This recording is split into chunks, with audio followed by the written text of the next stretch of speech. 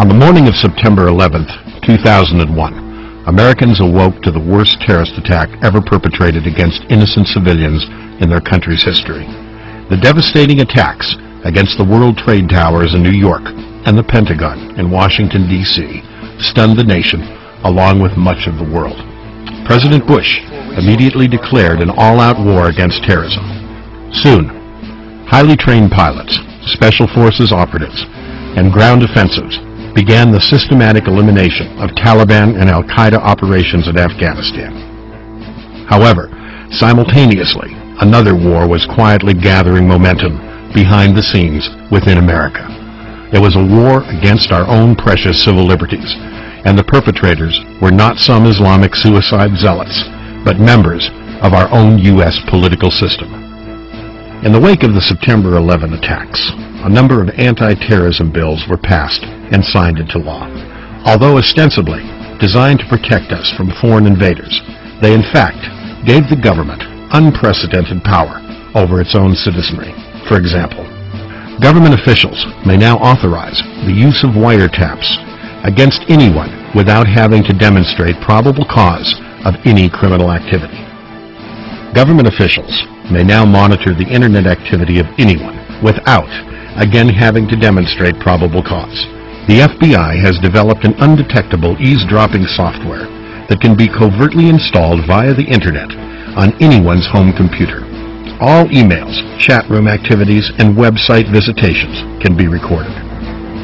The FBI can now compel business owners to turn over the records of any employee without having to show evidence of a crime. All federal and foreign intelligence services can now closely monitor all financial transactions of anyone without having to notify that person that their records are being reviewed. Government officials can now conduct secret searches of anyone's home or business without their knowledge, even if no allegations of terrorism are involved. Of course, all of these violations of freedom are clearly unconstitutional, yet they remain unchallenged within our judicial system. And although we may not see the widespread use of these laws against American citizens anytime soon, the stage is being set for a future period when the Bible predicts such laws will be used against those who fail to go along with the agenda of the New World Order. As the new millennium continues to unfold, we also see a drive to unite the world as never before, politically, financially, and religiously.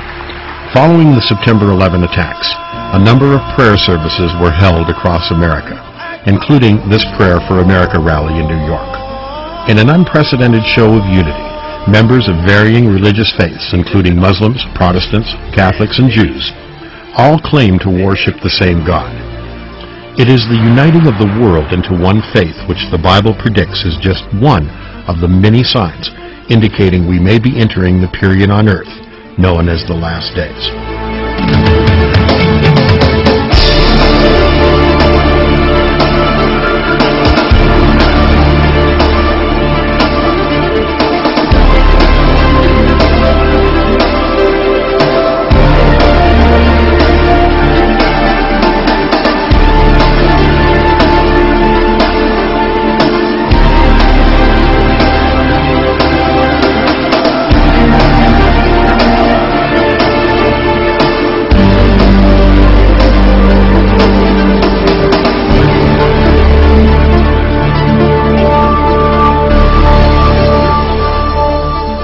Today, many of Earth's more than 6 billion inhabitants are justifiably concerned about their future. We are surrounded by senseless killings, crime, terrorism, out-of-control diseases, ethnic hostilities, and the ever-present fear of a nuclear holocaust. In seeking solutions, some believe that global unity under a world government is the answer, while others pray for some type of spiritual awakening which would unite all religions. Many cling to the hope that the 21st century brings a golden age of peace and prosperity, where scientific advancements in technology and medicine might conceivably transform the world into a modern paradise. In attempting to predict the future, famous psychics such as Nostradamus, Edgar Cayce, and Jean Dixon have shown themselves to be at least partially accurate. which has encouraged thousands to put their faith in them and pursue similar occultic methods of divination. Today, in record number, people are consulting psychics, fortune tellers, and spiritual mediums of all varieties to find out just what lies ahead. With all the psychic sources available, why do serious seekers still rely on the ancient prophecies of the Bible? Its unparalleled 100% accuracy rate may be one reason. Its claim to be the very Word of God may be another. Yet its writings are so old. Are there any valid reasons to believe they hold any relevance for today's turbulent times? I take the Bible seriously because these 66 books, written by 40 authors over thousands of years, are an integrated message system that has its origin from outside our time domain, and it proves that by describing history before it happens. And there are many examples of that throughout history. But today, we see it happening before our very eyes. The prophetic word is God's sure expression of the calendar of history, and it's the only real way to foresee the future or to understand today's events, far different from the superficial interpretation we get from the news and from pseudo-intellectuals who want to tell us their own theories about it. Of all the books in the world, the Bible is most dependent upon prophecy, because the first writing prophet, Moses, said in Deuteronomy chapter 18 that there would be other prophets like him, and the only way they would be able to tell whether they were truly from the Lord and speaking the Lord's word or not is whether the prophecies they made came true 100%.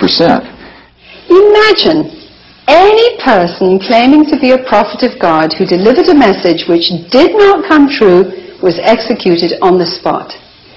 Anyone could predict events in the far distant future, and there would be no way to verify them.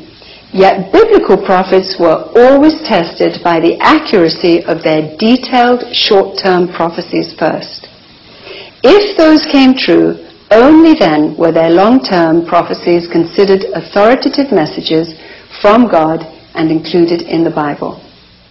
About a third of the Bible was prophetic when written in some way or another. And of all of that prophetic content, about 4/5 of prophecy in the Bible has already been fulfilled, and it gives us a model by which we can expect to interpret that final fifth that isn't fulfilled, because it was all literally fulfilled in history.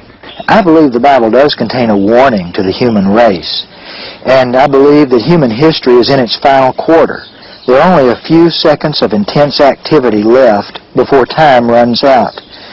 When we look around on a beautiful day like today and we see the glory of God's creation, it's easy to think that things are going to continue forever, just getting better and better. But unfortunately, that's not what the Bible teaches.